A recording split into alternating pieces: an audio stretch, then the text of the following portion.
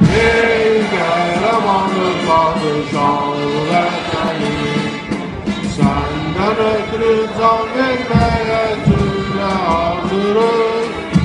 Səndən ötürü qan dökməyə cümlə qadiriz. Üç rəngli bayrağınla məsul yaşa, üç rəngli bayrağınla məsul yaşa.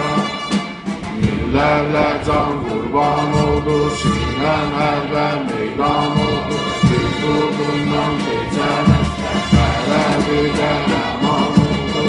Sən olarsan Gülüstan, sənə hər an can qurban. Sənə bir məhəbbət, sinəmdən tutmuş namusunu hiss etməyən, bayrağını yüksəltməyən, namusunu hiss etməyən cümlə gənclər müştaqdır. Şanlı vətən, şanlı